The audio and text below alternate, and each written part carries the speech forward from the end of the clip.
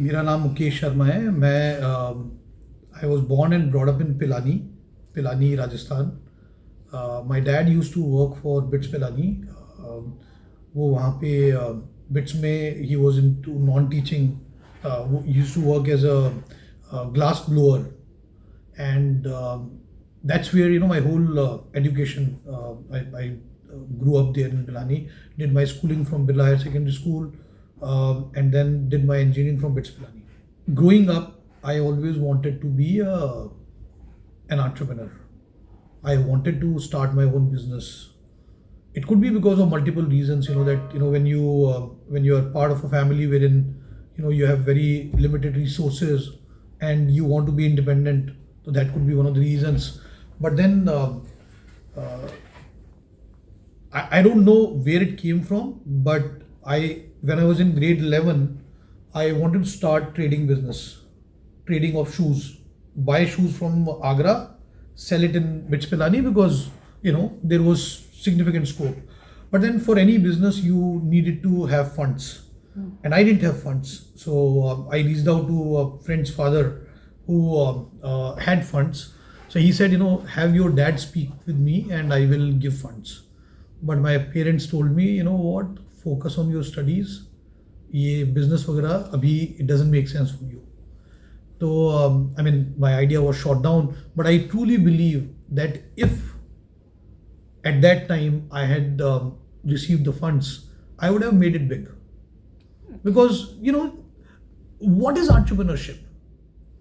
Chai wala jo the ready wala is an entrepreneur. He's solving a problem. People want to have tea, they go for work, they want to step out. तो चाय वाले ने setup करके रखा हुआ है खाने के लिए चाहिए. All that I consider as they are solving a problem. I was solving a problem. Students wanted to buy shoes. There were very limited options in Pilani. I thought Agra में बहुत अच्छे मिल रहे हैं, reasonably priced. So why can't I buy? Obviously there were other challenges. There were compliance related issues. You can't just buy and sell.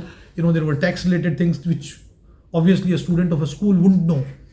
So in one way it was good, but then in today's circumstances, we are at Prometheus School.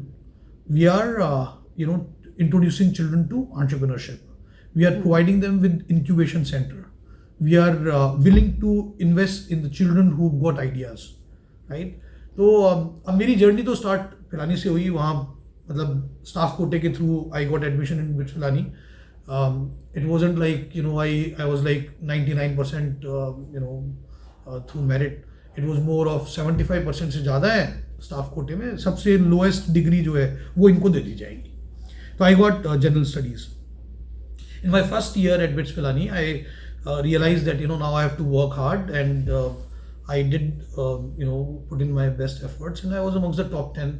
So then I got dual degree, but that dual degree was more of information systems. I think more than anything at BITS Pilani, what I really benefited from was the friend circle that I made, the extracurricular activities that I did. I used to be captain of swimming team at BITS Pilani, a water polo team. I was joint secretary of sports club. I was also student union representative for day scholars. तो मतलब वो extra curricular में काफ़ी फ़ायदा हुआ. But then other than that has BITS Pilani education BITS Pilani helped me? Nothing other than networking, right? Okay. So after graduating from BITS Pilani, I worked for a couple of years in a company Delhi called DCM. वहाँ पे थोड़ा काम किया. अब वहाँ पे भी जाके मेरे को यही था कि यार आपको 2000 मिलते थे इंटर्नशिप में, जॉब में 7000 रुपये. 7000 रुपये was not sufficient for you to start business, for you to even take care of your own expenses. शादी का तो सोच ही नहीं सकते थे. आपको कम से कम उस टाइम भी कम से कम 40,000 रुपये मिलते तो आप रह सकते थे, क्योंकि 10 से 15,000 तो किराए में लग जाएगा, और दोनों जने कमाओगे तभी आप अपना घर बसा सकते थे. तो मैंने कहा भैया ये तो चलेगा नहीं. I needed to find something that could take care of the expenses. तो मैंने सोचा कोचिंग सेंटर स्टार्ट कर देता हूँ. I was good in math, by the time I was in 12th grade, I started to do very well in math. तो math की tuition 500 रुपये घंटे का मिलता था। 4 ट्यूशन एक दिन में पढ़ा तो 2,000 रुपये, पूरे महीने काम करो तो 2,000 रुपये मिलते थे इंटर्नशिप में। तो मुझे लगा कि यार कोचिंग सेंटर खोल देते हैं, मैथ के 4-5 बैच चलाएंगे और हफ्ते में इतने दिन पढ़ाएंगे तो काफ़ी अच्छा हो जाएगा। मेरे दोस्तों को भी ये लगता था कि यार लेट्स डू सम बिजनेस। तो एक मेरे साथ में था एल्डन डोरोज़ारियो, उसने भी 3-4 साल के बाद बिजनेस स्टार्ट कर दिया था। He also set up a company called Chitika and he is still in an entrepreneur. हम लोगों ने कॉलेज से पास आउट होने के बाद ही एक स्टार्ट कर दी थी कंपनी तो, बट तब हमें कंपनी फॉर्म करना नहीं पता था। हमने किसी के लिए प्रोजेक्ट बना के दे दिया सॉफ्टवेयर का। आजकल भी लोग करते हैं, बच्चे करते हैं कि भाई मैं आपके लिए प्रॉब्लम सॉल्व कर देता हूँ, you pay them right, more of on contract basis. तो तब हमें लग तो गया था कि भैया हम कर लेंगे and I needed to have a structure in place. Tuition वाले के में भी नहीं चला क्योंकि you needed to have a space, you need to have furniture, वो उसके लिए पैसा अपफ्रंट कहाँ से लाओगे। तो वो फाइट वो वाली थी। तो जो मैंने चैलेंजेस अपनी ज़िंदगी में देखे, I thought that folks like me shouldn't face any challenges if we can provide them with the right environment, with the right platform, like what we are doing here. Startup in India has also gained momentum, right? There's a lot of support from government, and there's a lot of support from the organizations that promote startups, right? So I'm doing that a lot, and I work with even school students and college going students with their startup ideas. तो फिर 2003 तक, so 1996 में I passed out from BITS Pilani, 1996 to 2003 I worked in a couple companies. यहाँ से US चला गया, US में भी जाके मुझे तो स्टार्टअप ही करना था। अब 97 to 2000 तो Y2K वाला चल रहा था। तो वहाँ पे भी मुझे लगा कि यार we can come up with something like Practo, अगर आपने मेडिकल वाला देखा है ना, तो वो उस टाइम पे उस तरीके का मैं कुछ बनाना चाह रहा था।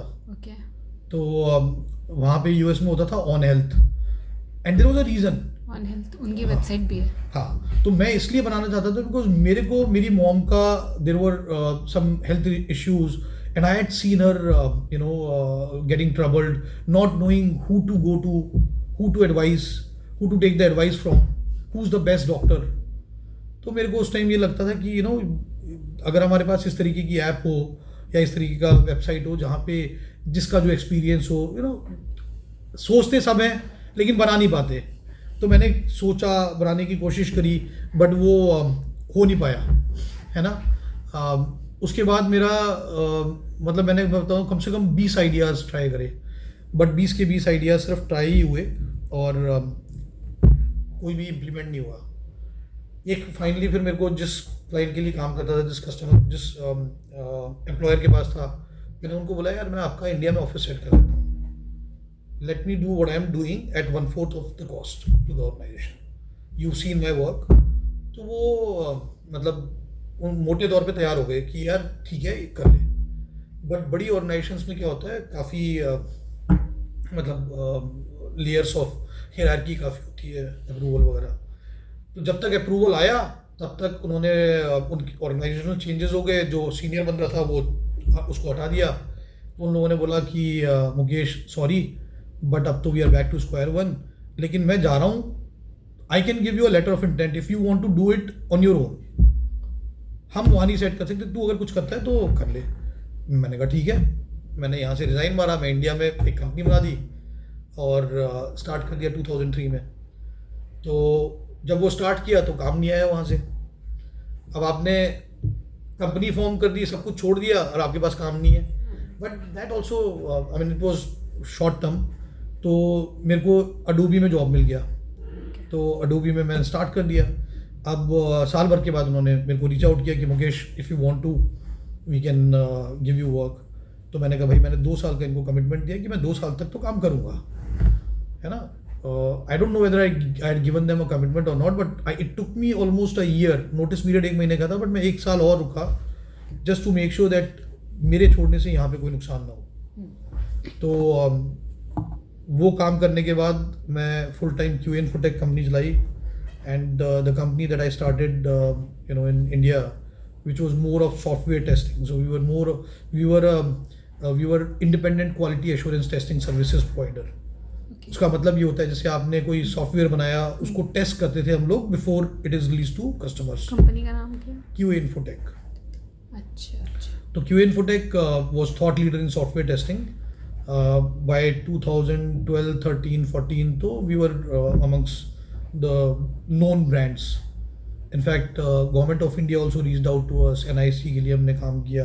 Okay. We helped them with e-way bill वाला जो load testing था. That company became a very good brand name. The team that I had built, I mean, there were certain good things that I had done within the organization. जो बंदा हमारे साथ start करा वो long run के लिए है. I used to personally train them. आपको जैसे बंदे तैयार करने हैं वैसे आपको उनको मतलब वो तैयार करना पड़ेगा. बहुत सारे चैलेंजेस आते थे. आप किसी को तैयार कर रहे हो, 6 महीने बाद वो बोलते हैं कि शादी होनी है मेरी, वो मेरे को तो बड़ी कंपनी में जाना है. तो मैंने फिर बड़ा ऑफिस बनाया एक. मैंने कहा कि हमारा ऑफिस जो है ना वो मल्टी लेवल मल्टीनेशनल कंपनी जैसा होना चाहिए. तो I built a 9 floor building in sector 68. वो अभी भी है हमारे पास. तो उसमें फिर मैंने अपने टीम को मूव किया. 2021 I took an exit.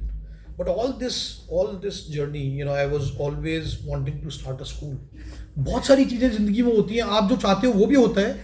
But आपने सोचा तो देखो कुछ भी आप जिंदगी में करो, अगर वो सस्टेनेबल नहीं है तो बंद हो जाएगा. सही. आप जब तक जिंदा हो आप कर लोगे अपने मन का, बट जब आप नहीं हो तो वो कंटिन्यूअली चल रहा है या नहीं चल रहा है. वो सेटअप बहुत इंपॉर्टेंट है.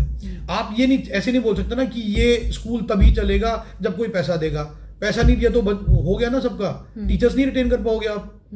Salary has to be paid on time. तो गॉड वाज वेरी काइंड. उनको पता है कि मैं क्या चाह रहा हूँ.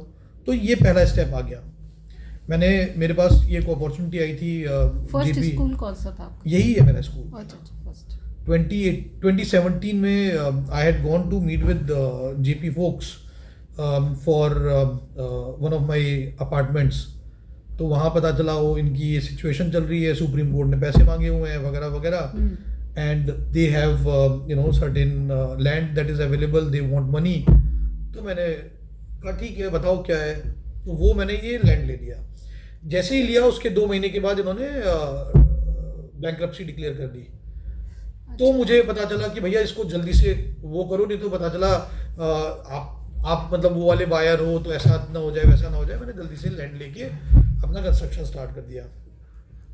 जब कंस्ट्रक्शन स्टार्ट करने लग गया तो 2019 में तैयार हो गया था. अब 2019 में तैयार हो गया तो आपने जब हाथी बनाया है तो उसको अब आपको चलाना भी है. तो बहुत चैलेंजिंग था. I mean journey is not been smooth. तो आई सेड ठीक है कोई प्रॉब्लम नहीं है. I will create a school which is not any other school on the block. We are not a normal school. We want to be able to create entrepreneurs. What can we do differently, right? One of the things that I had personally observed was that people were doing what they were doing not because they loved doing it, but because they had no other option. उनको तनख्वाह लेके जाना है, घर पे bill देना है, ये करना है. तो जो इंसान करना चाहता है वो नहीं कर पा रहा और वो कर रहा है जो वो करना नहीं चाहता. तो मैंने कहा कि भैया देखो हमारे स्कूल में वो बच्चा आ रहा है जिसके पेरेंट्स अफोर्ड कर सकते हैं एजुकेशन. अगर बच्चे का पैशन बच्चे को पता है और पेरेंट उसको सपोर्ट कर सकता है तो it is very important to communicate with the parent. It is very important for us as a school to support that. हमने वो चीज़ उसके कुछ एग्जाम्पल्स लिए और वो चीज़ स्टार्ट कर दी. हमने कहा भैया आपका बच्चा किस चीज़ में अच्छा है वो जानना जरूरी है. आप introduce child to anything and everything that is possible on this planet earth as much as possible. वो करने के बाद see what is it that the child is finding more, child is very passionate about, and then support the child. So that also helps children come up with ideas. जो चीज़ उनको अच्छी लगती है उसमें उनके पास बहुत आइडियाज आते हैं. तो हम लोगों ने इस तरीके से स्टार्ट किया। 2019 में स्कूल स्टार्ट हुआ, 2020 में लॉकडाउन हो गया। अब लॉकडाउन हुआ तो स्कूल्स के पास नोटिस आया कि भाई लॉकडाउन हो गया, बंद करो स्कूल। मैंने कहा स्कूल बंद नहीं होगा हमारा। मेरे को जब बीएम का भी मैसेज आया था कि वो पॉल्यूशन की वजह से बंद कर दो, मैंने कहा बंद नहीं होगा हमारा, ऑनलाइन कर देंगे।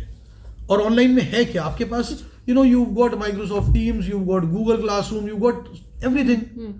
सिर्फ ये है ना कि थोड़ा सा इनिशियल एफर्ट लगेगा, आपको सबके अकाउंट क्रिएट करने पड़ेंगे, आपको सबको इन्फॉर्मेशन देनी पड़ेगी, आपको सबको you have to bring them together and tell them, communicate with them कि ऐसे करके आपको काम करना है।